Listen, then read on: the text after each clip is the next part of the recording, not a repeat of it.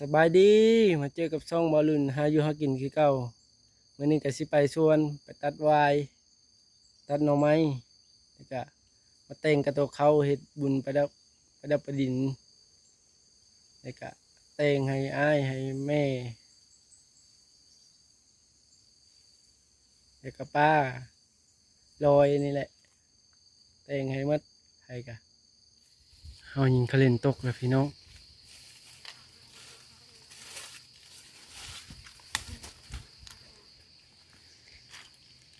นี่ตัวหนึงมันพี่น้องนี่มาแล้วพี่น้องตัวหนึ่งเขาเล่นมันไปรุ่นเหมือนกันอีก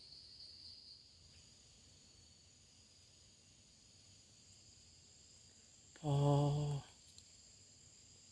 โอเคป้าสามือหนึ่งพี่น้องมันตื่นเฮาแล้ว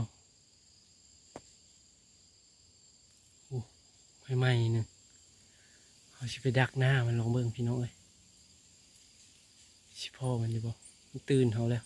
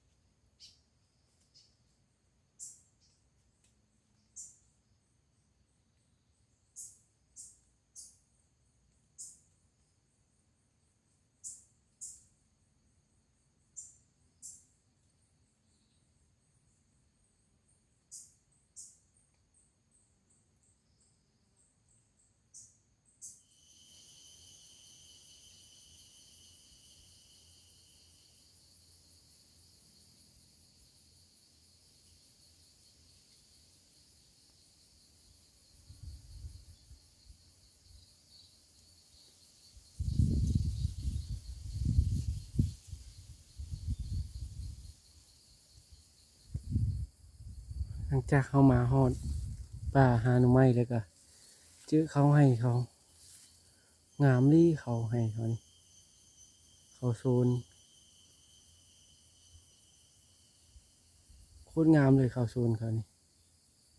เขาให้เขา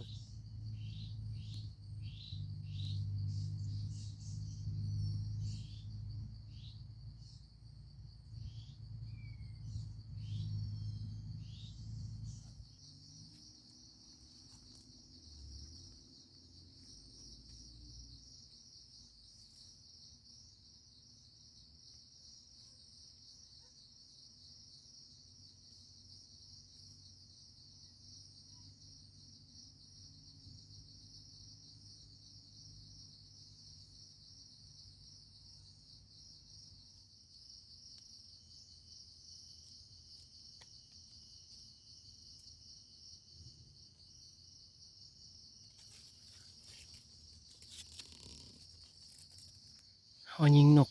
กระลิวตกเลยพี่น้องรุ่นนำกันไปเบิ้งนี่พี่น้องนี่นี่พี่น้องตัวหนึ่งอ้าวพี่น้องหลังจากมาหอดป่าหน่อไม้ก็เสียวหน่อไม้ก่อนมาเนี่ยเขามีลายไปเลยประมาณ30 หน่อพอ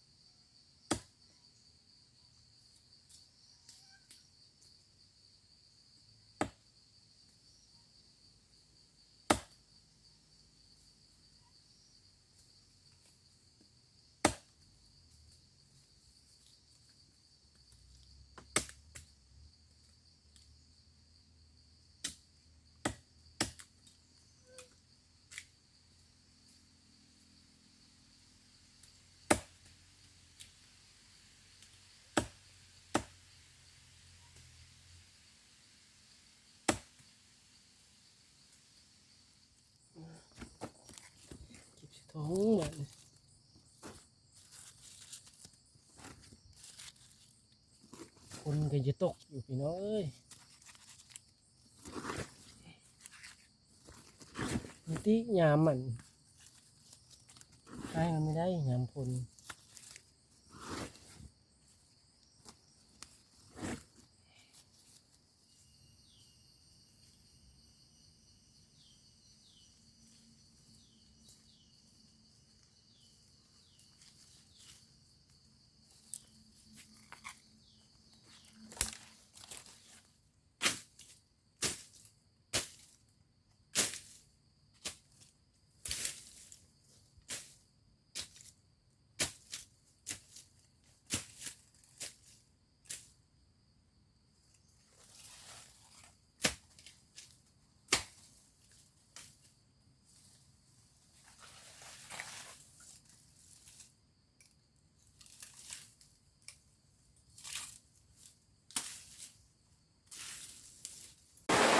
โอ้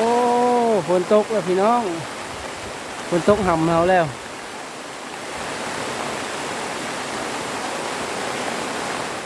แล้วฝนตกหลัดถางแล้ววันนี้มือหดบ้านก็มือหดบ้านก็ไม่ได้ฝนนี่ตายแหละเบื้องชนเหม็นเขาก็สับอะไรงามอะไร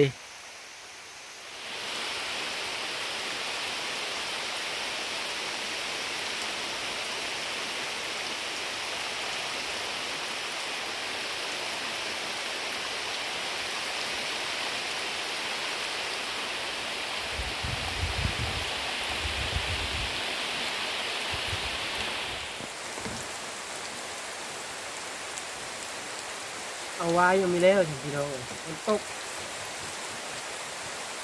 ห่ำไปก่อนแล้วก็เอาไว้ได้3 ยอดเมื่อขดังนี่เลยหูมือเลย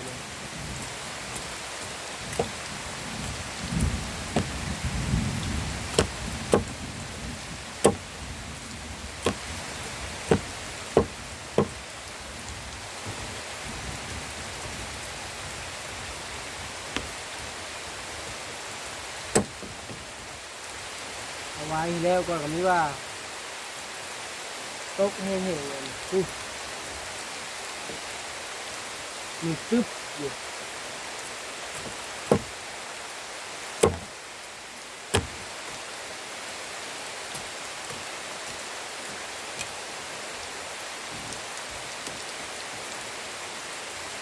นี่เอาได้3 ยอดเอาอีก3 ยอดคนเอื่นไปเลยเอาอีก3 ยอดพอ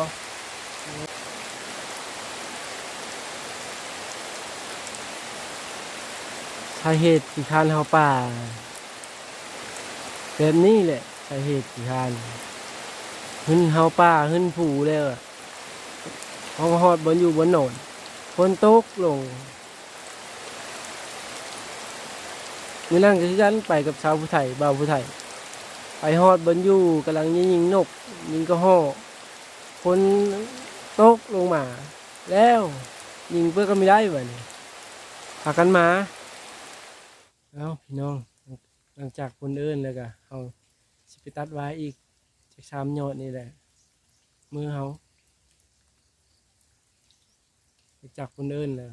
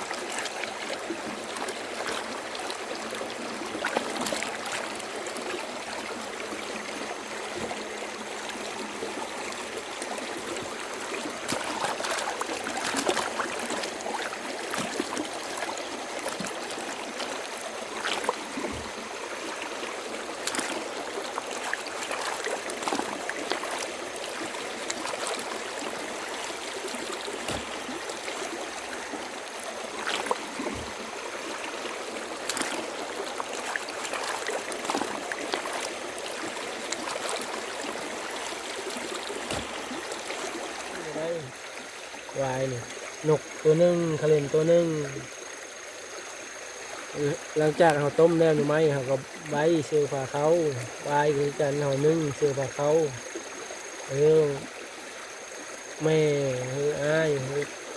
ป้าตาใหญ่เท่านั้นมีวัดเท่านั้นเอาลงวัดอื่นบุญนะนี่ต้องเอ็ดทุกปีครบปีแล้วก็เอ็ดบุญห่อข้าวสากก็ยังน้อยโอ้ยไปชิงข้าวสากไปนี่ใหญ่เลยเอ้าคลิปนี้ก็ขอจบเพียงชั้นนี้แหละเอาสำหรับคลิปนี้ก็ขอจบคลิปเพียงชั้นนี้ก่อนอย่าลืมเข้าไปติดตามเข้าไปชมคลิปหน้าเจอกันใหม่สบายดี